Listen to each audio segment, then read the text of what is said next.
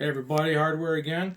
One of the other items that we went through and did at Galaxy's Edge at Disney World was the Droid Builder Workshop. Kind of cool. Definitely for kids, or bigger kids like me. Um, what it starts out as is a bunch of parts. You go to a conveyor belt. You can probably watch videos on it.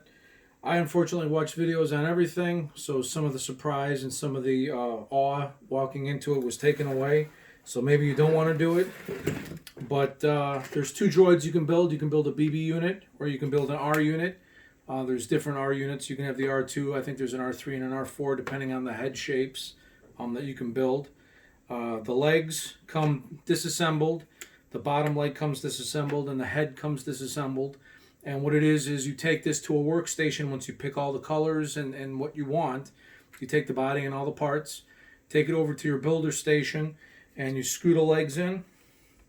And here, you pop this in, and there's a whole process, which I'll also upload on my channel.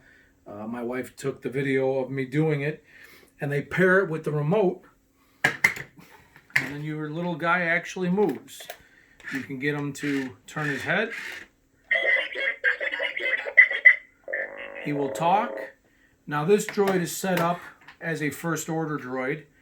There's a little compartment right here with a chip. It comes standard. I'm sorry, without the chip comes standard. And he sounds more like R2-D2 does. His name is R2-DC. I bought the black chip to put in him. There's two chips for the first order. There's a red chip and a black chip. There's two chips for the smuggler. I believe it's white and gray. And then there's two chips for the resistance. I don't remember their colors either, but all the chips do is give you a different noise configuration to how the droid is. And then when you take your droid with you around the park, when a first order droid goes to a first order encampment, it actually acts up and does stuff. When the first order droid is taken to the resistance encampment, he starts to spaz out a little bit. Like, what is this? What's going on here? It's kind of cool. And then obviously in reverse, if you have a resistance chip in your droid and you take it to the first order, he'll start to spaz out like he doesn't want to be there. And if you take him to his resistance area, he acts normal and likes to be there. So it's kind of an interesting park interaction that the droids have. You can buy a backpack to put them in if you so desire. I just have your typical cardboard that he slips into.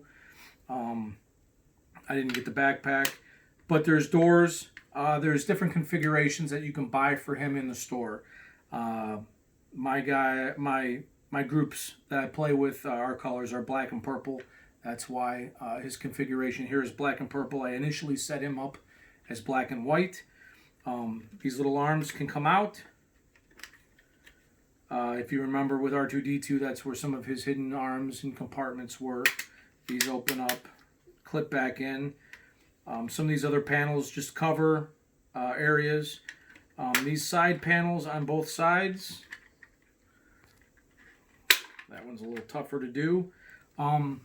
You can buy, I think it was like a welding or a builder's type thing, where these spikes and torches and stuff, you plug them in, and once they make the connections in here, the top button on your remote will activate whatever has been put on him.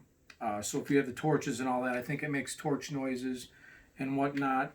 The other configuration is blasters. They were out for me, but the blasters actually fit here and stick out, so if you hit this, he'll shoot.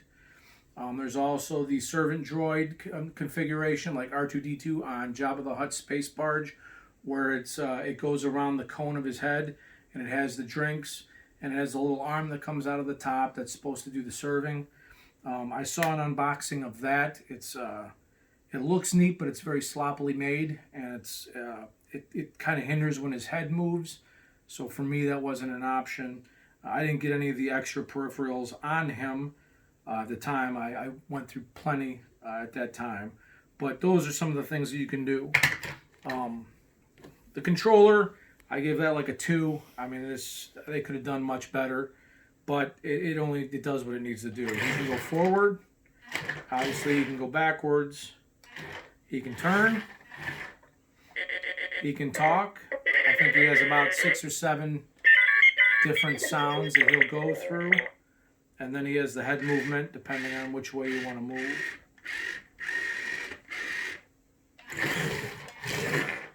The BB-8 units are actually kind of neat. They're the ball, and the head is magnetized on the top, and he actually will spin. Same thing. It's just obviously a different configuration on how you build them. For the kids, it's definitely a 10 to do. There's minimal tool usage except for a very low power screwdriver to use to put the arms in. And it's a cool experience to watch the droid come to life. It was actually kind of neat. So that's the Droid Builders Workshop. Again, you have to kind of make a reservation ahead of time. They do walk-ins if there's availability. But when we went there, it was packed. It seemed to be packed all day. So it's something you want to think about to at least make the reservation ahead of time. If you can sneak in early, sneak in early. Otherwise, at least you have a time that you can definitely go and build one if you so desire. That's it for me in R2-DC. The next thing we'll talk about is Savi's workshop, where you build your own lightsaber. Pretty cool. It was an awe-inspiring experience, to be honest. And that's coming up next.